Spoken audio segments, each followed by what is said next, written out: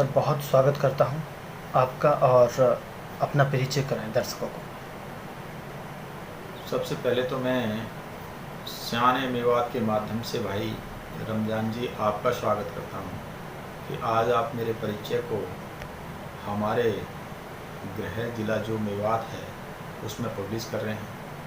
मेरा अपना परिचय, मेरा नाम जगन सिंह है और वार्ड नंबर 8 से जिला पार्षद हूँ और मेरा जो जन्म स्थान है मेरे जिला पार्षद वार्ड नंबर 8 के गांव खेड़ली दोसा है। एक छोटा सा गांव है।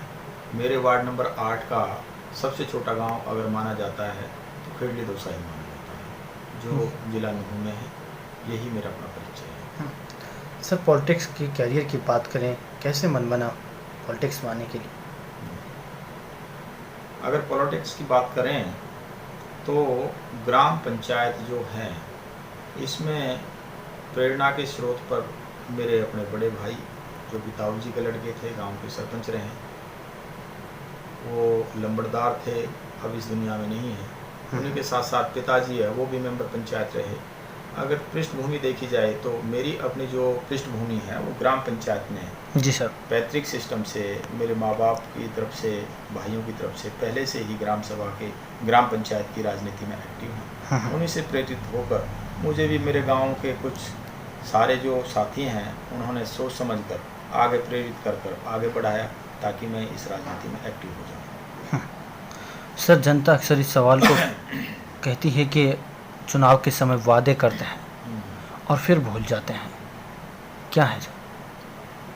चुनाव के समय ये बात आपकी बिल्कुल बहुत अच्छी है कि जो एक बहुत अच्छे ख्वाब दिखाना और दिखाकर सत्ता हासिल करके उनको भूल जाना, ये बिल्कुल निराधार आज के ज़माने में चल रही है। काफ़ी आज जो साथी हैं उनके ऊपर ये लागू होती है, काफ़ी सुनने को मिलता है। लेकिन मेरा अपना जो कार्यकाल है, जो पीछे का समय है, वो मेंबर पंचायत से स्टार्ट हुआ। मैं सबसे पहले 2000 में अपने गांव का मेंबर पंचायत के रूप में 5 साल रहा। उसी के साथ साथ जब गांव के सदस्यों ने देखा कि इनका कार्यकाल बहुत अच्छा निकल रहा है, एज ए मेंबर पंचायत ये बड़े एक्टिव हैं पंचायत के अंदर, तो उन्होंने पिछली योजना में जो 2010 से 2015 की योजना थी, हमारे ही गांव में जो सरपंच पद था वो लेडीज़ आरक्षित था। उन्होंने मुझे आगे कर हमारे परिवार से अपने लेडीज़ को बनाया और उस 5 साल का कार्यकाल बहुत ही सराहनीय रहा गांव के लिए, बहुत अच्छा रहा। तो गांव के जो हमारे बुद्धिजीव हैं, पिता तुल्य बुजुर्ग हैं, नौजवान साथी हैं, उन्हें सभी साथियों ने मिलकर मुझे जिला परिषद के लिए आगे प्रेरित किए। तो अब जिला परिषद के कार्यकाल में भी मुझे एक सामूहिक पंचायती सदस्य माना गया, जिसकी एक पंचायत हमारा बड़ा गांव है, जिसका हमारा गांव खेड़ली दोसा एक मोहल्ला लगता है। तो उस गांव का नाम छपेड़ा है। छपेड़ा गांव में उसकी 5-6 गाँव की पंचायत करी और पंचायती सदस्य के नाते मुझे जिला परिषद का सदस्य बनाया। अब मैं नहीं समझता अगर मेरे कार्यकाल में कुछ ऐसी बातें होती, ऐसी घटना होती जो जुमलों पे आधारित होती, तो मुझे ग्राम सभा के अंदर मेंबर पंचायत से लेकर जिला परिषद तक मेरे गांव और क्षेत्र के लोग मुझे यहाँ लेके आते। उनकी जो उम्मीदें हैं मैं उन पर कोशिश करता हूँ कि मैं उन पर बेहतर कार्य करूँ और खरा हो जाऊँ। मेंबर पंचायत से लेकर अब तक का जो सफ़र है वो कैसा रहा सर? मेंबर पंचायत से लेकर सन 2000 से लेकर 2020 तक, ये 20 साल का जो कार्यकाल है, मुझे एक अनुभव के रूप में मैं इसको देखता हूँ। हर स्टेप पे मुझे एक अलग अनुभव मिला, अलग तजुर्बा मिला और अलग अलग राजनीतिक हस्तियों से बात करने का, उनके कार्यकाल और अपने क्षेत्र में, अपने क्षेत्र की जो मैं सेवा कर रहा हूँ उस सेवा करने का मुझे इस 20 साल में अच्छा मौका मिलता रहा है। इसलिए मुझे ये कार्यकाल बहुत ही सराहनीय और अच्छा रहा। सर अब तक की जो सफ़र की बात करें उनमें परिस्थितियाँ क्या सामने रही है? अगर हम परिस्थितियों की बात करें, परिस्थितियाँ हर वक्त हर समय अनुकूल नहीं होती, विपरीत दिशाएं भी होती हैं और अनुकूल भी होती हैं जी। हाँ, अगर कोई प्रतिनिधित्व करने वाला प्रतिनिधि एक्टिव है तो विपरीत परिस्थितियों को अपने अनुकूल कर लेता है। अगर अपने माध्यम से नहीं हो पाती तो अपने साथियों के माध्यम से। मेरे साथ भी विपरीत परिस्थितियाँ रही हैं, उनमें मेरा अपना गांव है, मैं उसका बहुत बहुत धन्यवाद करता हूं कि सारे साथी, पूरा गांव एकजुट होकर मेरे साथ रहा। उसके साथ साथ मैं जिला परिषद का जब सदस्य बना तो मैं अपने वार्ड के सभी गाँव के जितने भी हमारे बुद्धिजीव हैं उन सभी का धन्यवाद करता हूं कि उन्होंने कभी भी मेरे अनुकूल परिस्थिति ना होते हुए भी उनमें अनुकूल लाने के लिए मेरा सहयोग दिया, साथ दिया। जब भी कोई समस्या आई, वो कहते हैं कि वे एक के बाद एक 11 हो जाता है, एक और 11 हो जाते हैं। तो मेरे तो अपने वार्ड में 16 गांव हैं, 16 ग्राम पंचायत हैं और उसमें प्रबुद्ध साथी हैं जो काफ़ी मेरे अच्छे साथी हैं। उन्होंने जब भी कोई ऐसी बातें आई तो कंधे से कंधा मिलाकर मेरा साथ दिया और विपरीत परिस्थितियों को हमारे अनुकूल रखा। जी सर, इस सफ़र में आपका सबसे बड़ा योगदान किसका रहा? इस सफ़र में सबसे बड़े योगदान की बात अगर आप करें तो सबसे बड़ा योगदान मैं जनता जनार्दन को ही दूंगा। उसके साथ साथ कहते हैं कि जब इंसान आगे बढ़ता है तो सबसे पहले उसका कर्म उसका अपना स्वयं साथ देता है, उसके बाद में उसका परिवार होता है, परिवार में उसके माँ बाप, भाई, उनकी मिसेज, उनके बच्चे, इसके साथ साथ ही उसका अपना गांव होता है, परिवार होता है, गांव होता है और गांव के बाद क्षेत्र होता है। तो मैं अब किसी एक को तो इसका वो नहीं दे सकता, क्योंकि इस 20 साल के करियर में अगर मैं अपनी विवेक और बुद्धि से मानता हूँ तो मुझे हर स्टेप पे मुझे अच्छे जो साथी हैं उनका साथ मिलता रहा। किसी न किसी का, मेरे वार्ड के सभी गाँवों का, मेरे अपने परिवार के सदस्यों का, मेरे गांव का, सभी का योगदान कहीं ना कहीं इसमें रहा है। जिस तरीके से किसी इमारत को जब हम बनाते हैं तो वो किसी एक चीज़ से नहीं बन सकती, उसमें चूना, मिट्टी, गारा, ये सारी चीज़ें होती हैं, छत भी, सरिया भी पड़ता है। तो अगर मैं आज कुछ हूँ तो अपने वार्ड और क्षेत्रवासियों की वजह से हूँ।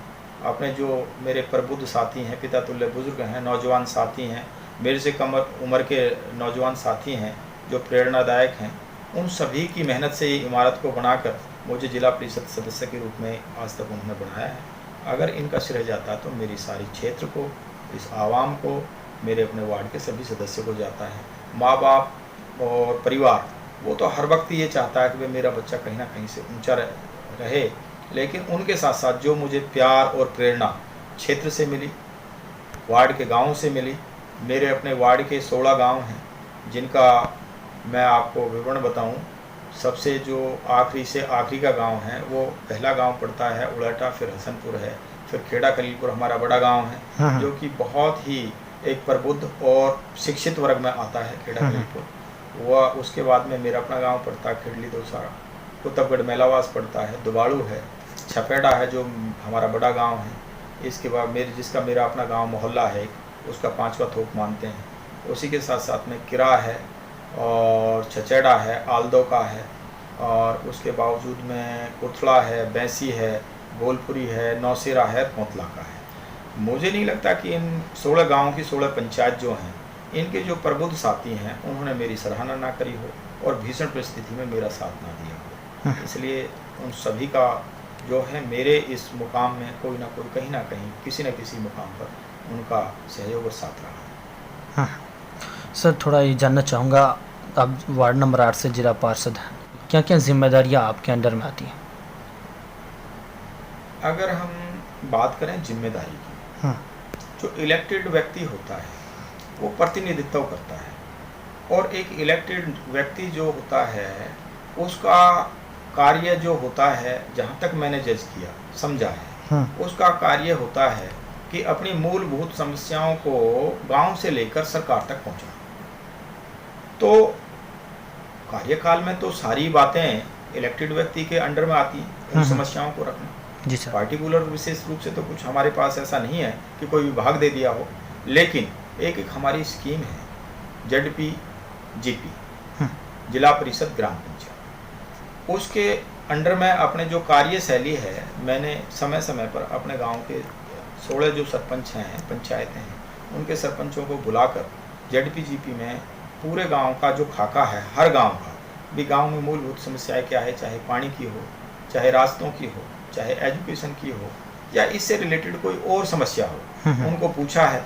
और उस स्कीम में हमारी जो अपने जिला परिषद की मीटिंग होती है उसको उन चीज़ों को लिखकर अपने मीटिंग में रखा है, और अपने सीईओ के माध्यम से चीफ एग्जीक्यूटिव ऑफिसर जो कि एक 1 क्लास ऑफिसर होता है एडीसी रैंक का, वो हमारा सीईओ होता है, उसके माध्यम से हम सरकार तक पहुंचाते हैं और सरकार में उसका लेखा जोखा सारा माननीय मुख्यमंत्री जी को जाता है और मुख्यमंत्री के वहाँ से सीएमओ हाउस जो है वहाँ से वो अमेंडमेंट भी होती है और उन समस्याओं को गौर से देखा जाता है और उनको समस्याओं को मिटाया जाता है। इसलिए मुझे नहीं लगता कि ये अपने जो एक्टिव प्रतिनिधित्व करने वाला जो सदस्य होता है उसकी अपनी भूमिका होती है कि वो इन कामों को किस रूप से ले रहा है, किस तरीके से अपने वार्ड में काम करवा रहा है या अपने गांव में काम करवा रहा है। तो यही जो कार्य क्षेत्र है हमारा, और इसी के माध्यम से हम अपने वार्ड की सारी मूलभूत समस्याओं को दूर कर रहे हैं।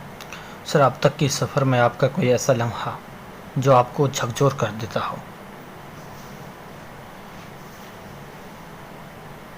जी सर। अगर हम बात करें ऐसे लम्हे की कि जो हमें झकझोर कर देता हो, परिस्थितियाँ हर वक्त अनुकूल नहीं होती और हर वक्त विपरीत नहीं होती। तो इस बात पे मैं एक ही संदेशा देना चाहूँगा कि परिस्थितियों को अनुकूल करने के लिए इंसान को रास्ते पे चलता रहना चाहिए। उसके सामने काफ़ी कठिनाइयाँ आती रहती हैं, उन कठिनाइयों से कभी भी उसको विमुख नहीं होना चाहिए।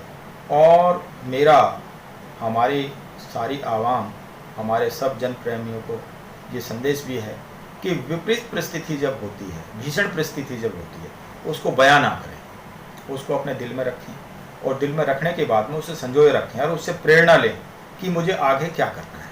ठीक है। भीषण परिस्थिति को कभी भी हाईलाइट नहीं करना चाहिए क्योंकि वो हमारे आगे बढ़ने का एक माध्यम होता है। ठीक बात है सर। जी सर, आखिर में जो सवाल मैं नहीं पूछ पाया हूँ, और कुछ कहना चाहेंगे खासकर युवाओं से? मैं अपने क्षेत्र के युवाओं से, अपने गृह जिले के सभी साथियों से, पिता तुल्य बुजुर्गों से और ख़ास तौर पर युवाओं से एक ही संदेश देना चाहता हूँ कि हमारा जो गृह जिला नूंह है, सर्वे में इसको काफ़ी पीछे बताते हैं कि ये हिंदुस्तान की जो सर्वे है, पूरे भारत देश की जो सर्वे है, उसमें हमारा जो गृह जिला है वो सबसे पीछा है, सबसे पिछड़ा हुआ है।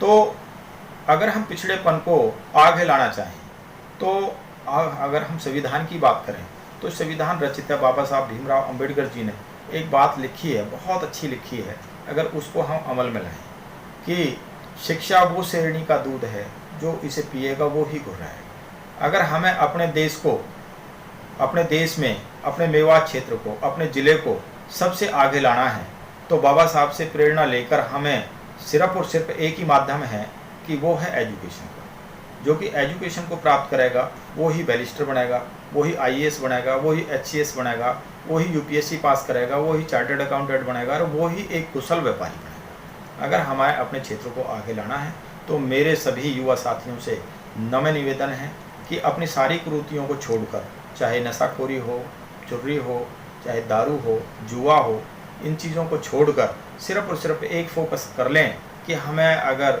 रिचेस्ट बनना है, अमीर बनना है और अपने क्षेत्र को आगे लाना है तो एक ही श्रेणी में हम आगे आ जाएं, वो है एजुकेशन। एजुकेशन के माध्यम से हम अपने माँ बाप के, अपने घर के, परिवार के और अपने देश का नाम ऊंचा कर सकते हैं। सिर्फ और सिर्फ सभी युवा साथियों से, ख़ास तौर पर नवयुवक जो कि हमारे स्टूडेंट लाइफ के बच्चे हैं, उनसे मेरी करबद्ध विनती यही है कि अपने माँ बाप के सपनों को सजाएं।